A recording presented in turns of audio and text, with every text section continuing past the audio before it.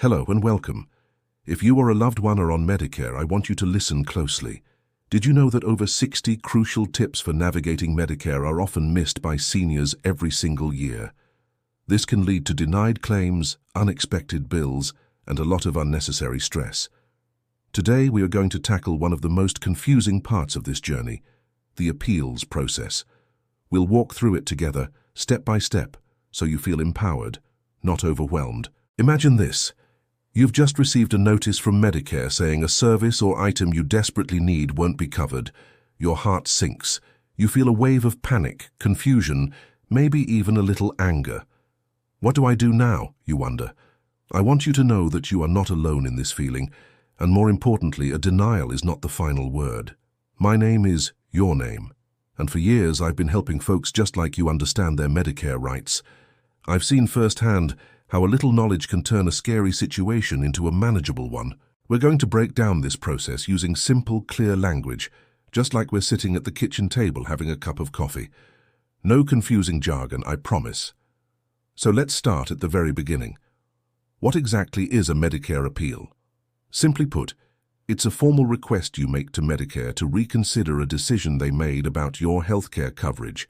This could be a denial for a prescription drug, a hospital stay, a piece of medical equipment, or any service you and your doctor believe is medically necessary. The key phrase here is medically necessary. That's the foundation of your argument. The first notice you receive is called a Medicare Summary Notice, or MSN if you have original Medicare. For Medicare Advantage or Part D plans, it will be a Notice of Denial of Medical Coverage or a similar document. This paper is your starting point. It will explain why the claim was denied, and crucially, it will give you instructions on how to file an appeal. The most important thing to do is to act quickly. You generally have 120 days from the date on the notice to file your first appeal, but the sooner the better. This first step is called a redetermination. It's a review by the company that handles claims for Medicare. To start this process, you simply follow the instructions on your notice. Usually this means circling the item you disagree with, writing a brief explanation of why you believe it should be covered, and mailing it to the address provided. You can also submit a formal redetermination request form. At this stage, it's incredibly helpful to include a letter of support from your doctor. This letter should clearly state why the service or item is medically necessary for your specific health condition. Think of your doctor as your most important ally in this process. Their medical expertise carries a lot of weight. Let's talk about what makes a strong appeal at this first level. Be specific. Instead of just saying, "I need this," explain why. For example, "My doctor prescribed this specific walker because my balance issues put me at high risk for falls, and a standard cane does not provide enough stability." Gather all your relevant medical records, test results, and notes from your doctor that support your case. The more evidence you provide that demonstrates medical necessity, the higher your chances of success. Many initial denials are overturned at this first stage simply because more information was provided. It's often a case of the initial claim not having enough detail. Now let's say you've done everything right. You sent in your appeal with a strong letter from your doctor, and you still receive a denial. It's easy to feel discouraged here, to think, well, I tried. But please don't give up. This is where the process gets really interesting, and where your rights as a Medicare beneficiary truly shine. This is not the end of the road. In fact, it's just the beginning of the formal appeals process, which has multiple levels. If your redetermination is denied, you move to level 2, reconsideration by a qualified independent contractor, or QIC. This is a critical step because your appeal is now being reviewed by a completely new organization that is not affiliated with the company that denied your claim in the first place. This ensures a fresh, unbiased look at your case. You have 180 days from the date of the redetermination decision to file for this level of appeal. To do this, you'll fill out a Request for Reconsideration form, which will be sent to you with the Level 1 denial letter. Again, you'll want to include all your previous documentation and any new evidence you might have.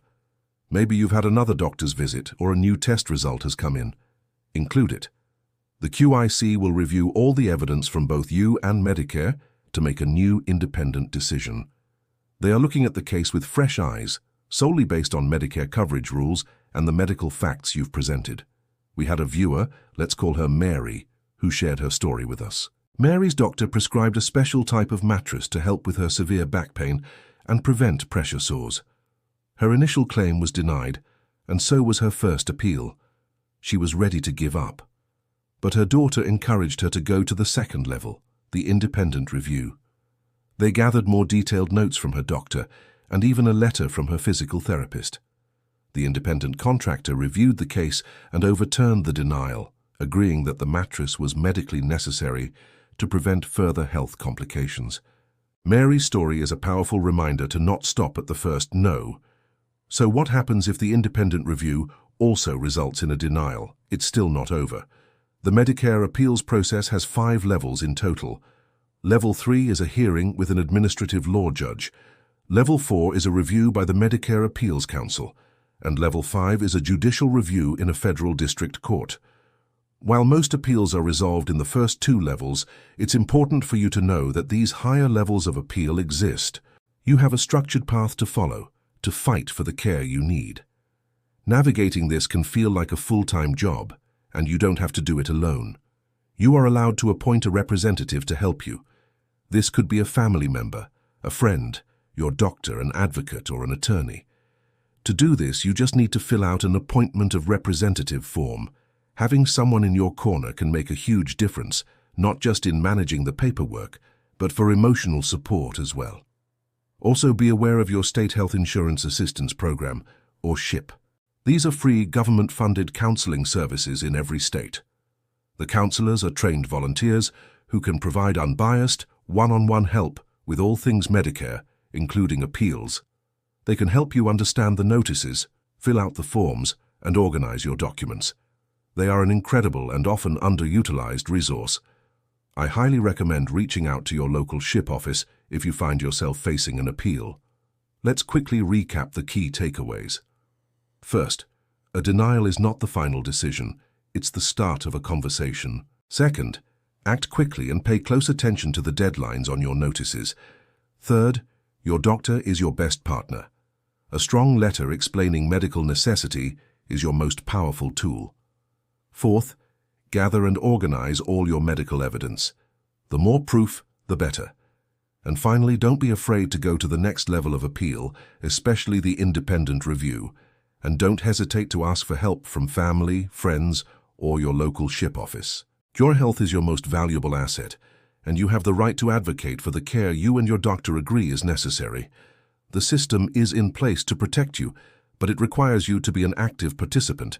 It might seem daunting, but by taking it one step at a time, you can successfully navigate the Medicare appeals process.